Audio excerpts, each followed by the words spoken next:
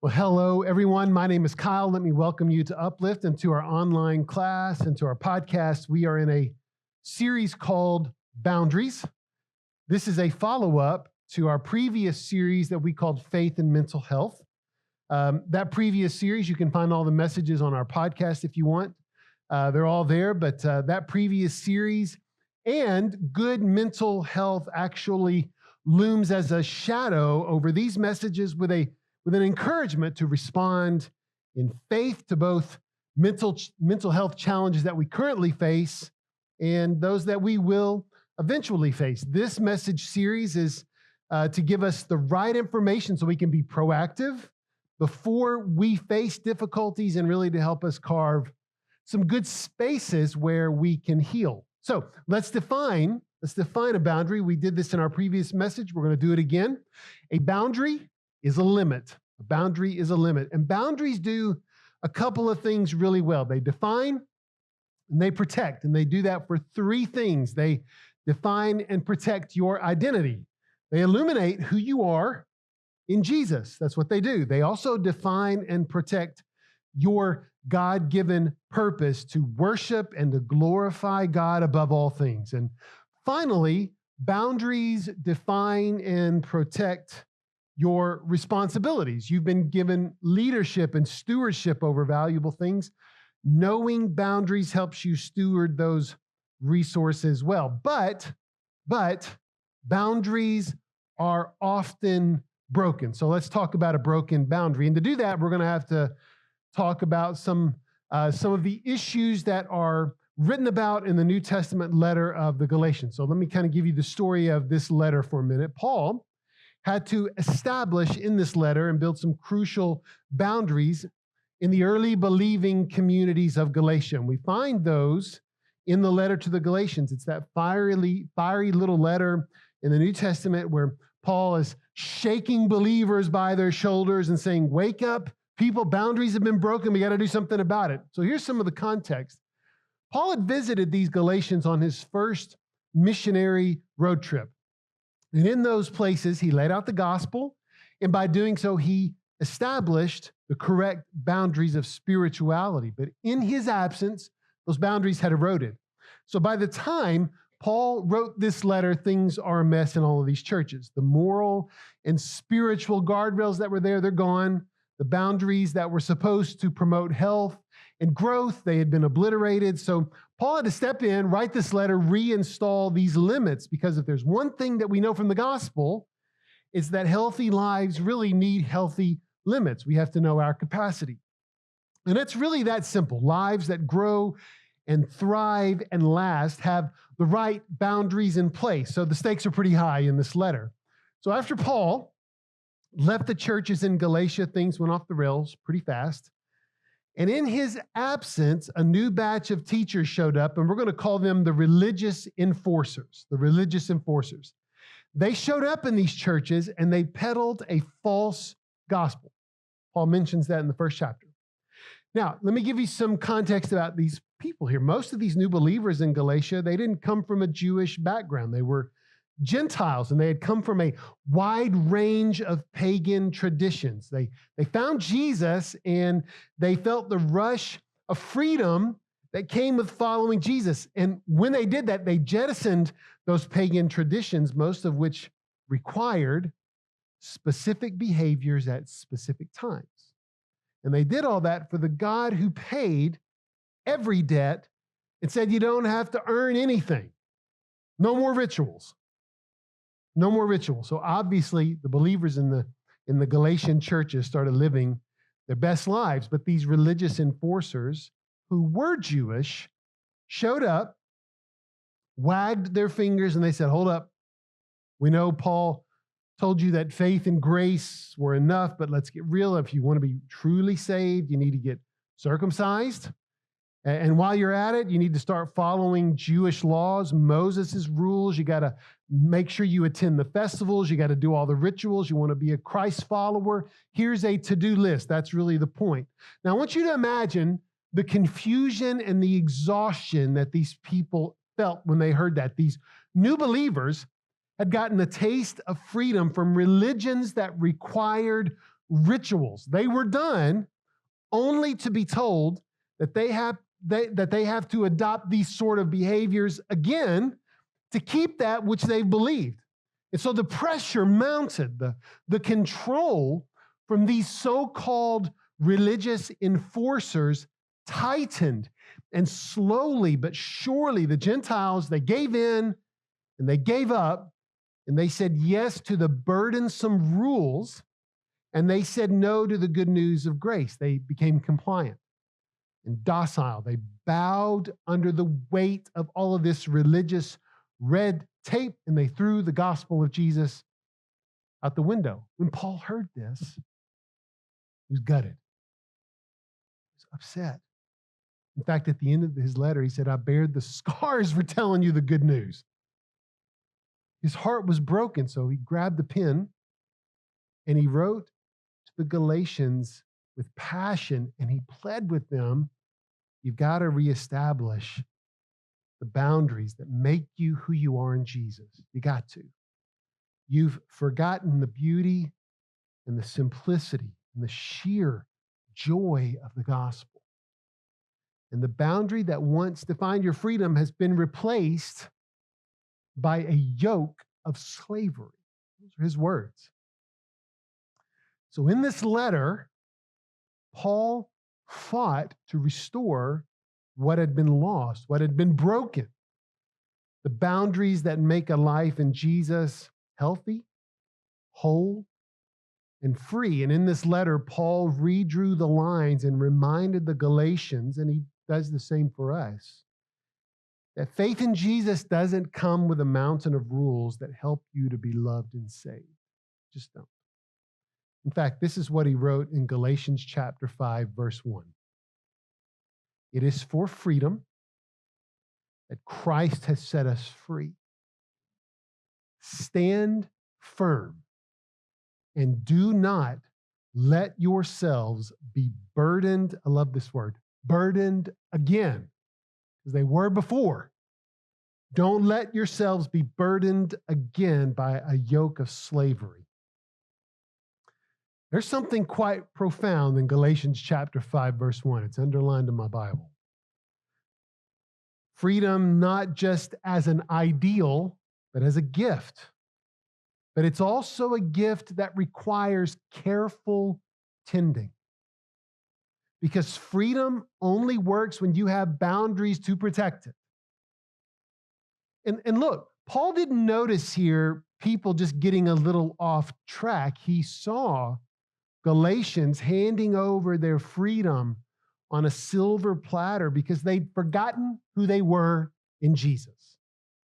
They were saved by grace, not by keeping a scorecard of religious rituals, but they gave in to the pressure because, boy, does it feel good to do something.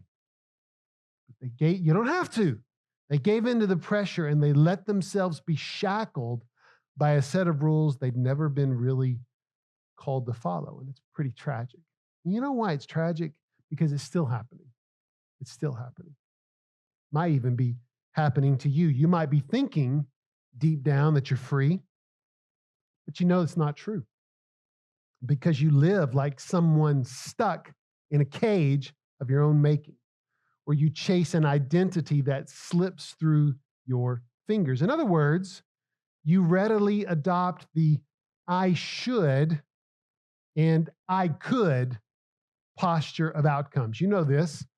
I should do this to get what I need, or I could do this to become who I need to be. And we need to give ourselves a little bit of a break here because there's a good reason we think this, at least in our circumstance in 2024. So I'm going to give you a little history lesson. All right, we're going to go back to the end of the 1800s. The end of the 19th century, the Civil War is a generation in the rearview mirror in America. Railroads are being built, making cross-country travel a reality, which highlights the steel industry. You didn't realize you were going to get a World Civ 101 here. Bridges and railroads and rail cars of all kinds and all sorts of technological innovations are happening in America. Cities are for the first time being lit by electricity. That extends the hours of productivity. It means more money, and the first millionaires in America emerge. There's rapid economic growth. Millions of people are coming to America to work. It's an incredible time of expansion. And if you remember back in college, there was a name for this era. It's called the Gilded Age. It's named after Mark Twain. He called it that. It's the Gilded Age. And it brought a renewed sense of thinking about human ability. Kind of woke it up. And it's the era of the origin of what you and I kind of know now as self-help. Heard that? In an era of reward and innovation, people began to believe that the human mind and human ability can actually influence outcomes. And it had a name, actually. It was called the Mind Cure Movement. And the premise is pretty simple. Every good or bad thing begins in the mind. If you're sick, if you change your thoughts, you can heal your body. That was a prominent belief. In fact, I want to show you the name of one of the earliest evangelists of this idea. You're going to love this name, Phineas Parkhurst Quimby. Say that real fast 5 times. Quimby was a clockmaker, but he was also a hypnotist. And he would travel around and he would do shows and he would speak. And in these shows, he would argue that disease wasn't just a physical ailment, it was a trick of the mind. You think differently, this is what he preached, and you could rid yourself of any sickness. Now, I'm telling you about him for a reason, because what he did was he made self-help a mainstream idea. I want to show you a list of famous books that built on this premise. In 1889, author Prentice Mulford took this idea further with the book Thoughts Are Things. And in that book, he argued that positive thoughts attract, hold on to that word, attract positive outcomes, while negative ones bring the opposite. In 1906, William Walker Atkinson wrote the same thing in his book, Thought Vibration. 1937, author Napoleon Hill wrote a book called Think and Grow Rich, where he claimed to have cracked the code by fusing spiritual ideas with material ambitions, and he turned the pursuit of wealth into the cornerstone of self-help. He launched a new genre that promised positive thinking and financial success. And there's even a more recent one. You've probably seen this. I put this on the screen. It was written in 2016 by Rhonda Byrne, and it was a bestseller. It's called The Secret. Now, we fast forwarded 2 or 3 generations because I want to show you that the premise of the Gilded Age self-help movement is still as relevant as probably a book that may be on some bookshelves of people you know. In The Secret, Rhonda Byrne builds on these ideas. And she actually insists something a little, I wouldn't say controversial, but it's a little different. She insists that our thoughts emit frequencies. And those frequencies pull in whatever is on the same wavelength. In fact, she uses the same phrase, I told you to remember this, found in the 1889 book by Prentice Mulford. And it's called this. You may have heard of it. You can Google it later. It's called the Law of Attraction. Law of Attraction. It actually has a more common phrase now on social media called manifesting. You can manifest what you want. You can attract the things that you want. If you think it, it'll happen. In fact, Byrne's book, The Secret, is packed with tales of surprise checks in the mail, miraculous turnarounds. It actually promises readers that they can effortlessly attract $10 million because, after all, you're the most powerful magnet in the universe. You think it, and it's yours. Now, you and I know something. These things are not realistic, and they're not even possible because there's no effortless path to transformation.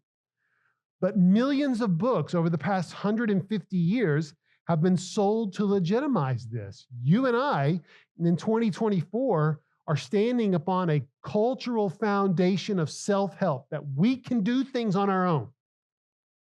It's the posture of I could and I should. And Let me tell you something else about Rhonda Byrne for a minute. Her promises may seem absurd, but the real problem here is the back part of it, and it's called victim blaming. She suggests that tragedies like cancer or violence happen because people don't think positively enough. And look, that's not just nonsense. It's absolutely cruel. That's what it is. It's the gospel of I could, or I should, and the other, I didn't. Gospel of regret. Those ideas will enslave you.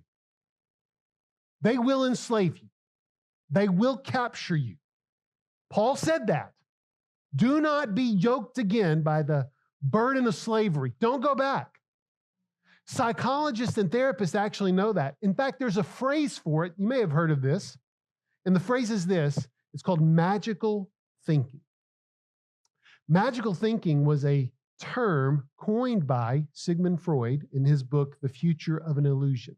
Let me show you his definition. He defined magical thinking as this. It's the belief that one can influence external events by one's own thoughts and actions. Freud actually says something's not quite right if this is what you think. This is the law of attraction. It's magical thinking. It's no different from ancient tribes believing their rain dances could control the weather. It's the same idea. I want to give you a more robust definition of magical thinking, and it comes from the website, thepsychologygroup.com. It's this, and I read a lot, but this one seemed to be the clearest. Magical thinking is a type of cognitive distortion or inaccurate thought pattern in which individuals believe that their thoughts or actions will directly influence and produce a specific outcome, either positive or negative. Magical thinking can provide a false sense of control when individuals feel distressed and out of control. Magical thinking means your thoughts can actually change reality, and they are a cruel slave master. Let me tell you why. Neuroscience has revealed that magical thinking can trigger the brain's reward system, releasing dopamine. What that does is it creates a false sense of control. What that does is leads to a confirmation bias where we remember the moments when we believed our magical thinking worked and ignoring when it didn't, and that therefore influences our thoughts and emotions despite lacking clear data to the contrary. It's like this loop you can't get out of. Paul was right. It's slavery. But here's something else, and I think it's important to go here. Magical thinking appears often when the mind is also overwhelmed by trauma. And we need to mention this. Christina Bethel of Johns Hopkins University said in an interview with U.S. News and World Report that magical thinking allows the mind to escape reality. What she says as a researcher and psychologist, it often leads to risky and harmful behavior. It does. And I'm telling you about Christina Bethel because in the article, she reflected on her own childhood. And she recalled that when she was a child, she really, truly believed she could fly. So you know what she did? She jumped off of the roof of her house. She would jump out of trees. And that led to broken bones, all sorts of injuries. She lived it. She thought it, and she did it, and it didn't work. In life-altering ways, magical thinking can lead to some serious issues like compulsion and anxiety and delusional issues. And those things actually change how we live. And often these mental health challenges require some guided counseling and therapy and even medication. And there isn't anything wrong with that. There's nothing wrong with those things. These are often issues we don't choose to have, but they are what happens when trauma is so severe and the brain attempts to protect itself in some very unnatural ways. We think we can help ourselves, and sometimes that leads to our own mental and physical detriment. And all of this finds itself again in Paul's statement. Let's read it again. It's for freedom that Christ has set us free. Stand firm and don't let yourselves be burdened again by a yoke of slavery. Paul's words here are directional. if we find our identity in how we operate, how we live, what we do, where we go, what we have, if we find our identity in anything other than Jesus, we're locking ourselves inside of a cage. We become burdened by a yoke of slavery because no thing or no one can tell you who you are other than Jesus. But when we let other things tell us who we are, we find ourselves locked up. And Paul's words point us away from the slavery we bring on ourselves when we try to help ourselves. Let me say one more thing here before we move on. This is also true if you seek identity in religious adherence. You can be religious and still be religiously lost. Rule following and box checking may give you relational status, but they can also lead to some religious slavery. You're still trying to help yourself if you do these things in this order. Freedom comes when you stop chasing and start knowing Jesus and what he says about you. When you know Jesus, you know who you are.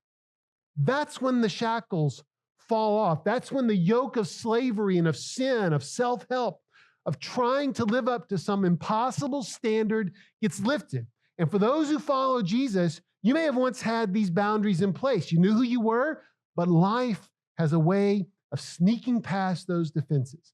Toxic words from people you trusted, harmful actions from those you called friends, they creep in, they seep in over our carefully built fences. You know what they do? They take root. And before you know it, that deep sense of freedom feels like a distant memory, and you're left tangled in a mess that was never supposed to be there. When those burdens and pains settle in, they become strongholds in your life.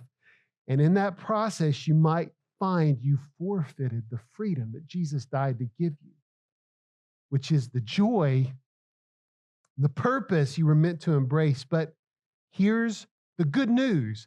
Boundaries can be restored. You can have a restored boundary, and here's why. Because boundaries, like fences, have gates. Let's read again from John chapter 10. We read this last week. We're going to refer to this quite often. These are the words of Jesus, beginning in verse 7 of John chapter 10. I am the door of the sheep. All who came before me are thieves and robbers, but the sheep did not listen to them. I am the door. If anyone enters by me, he will be saved and will go in and out and find pasture. The thief comes only to steal and kill and destroy. I came that they may have life and have it abundantly. I am the good shepherd. The good shepherd lays down his life for the sheep.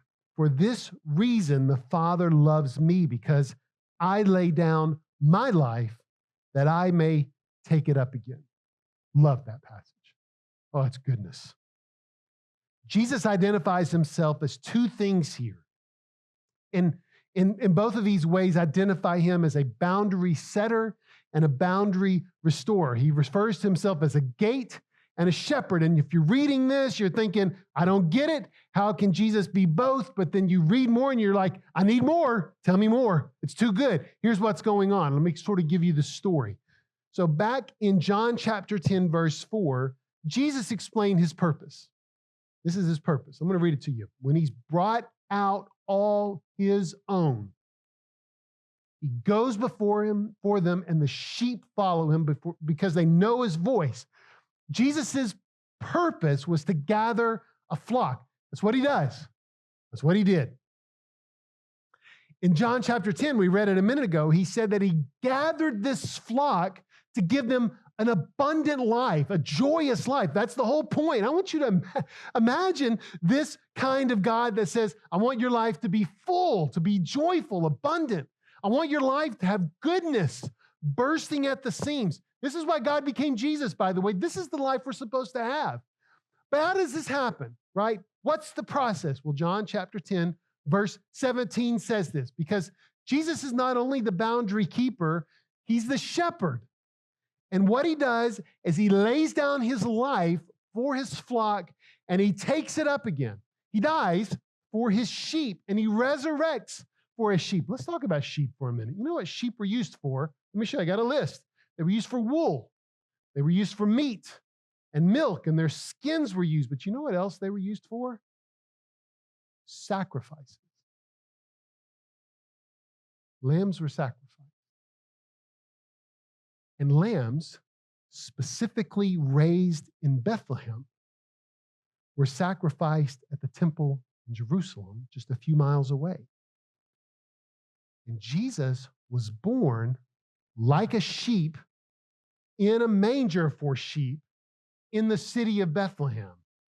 And he laid down his life in Jerusalem just a few miles away. You know why that's important, right?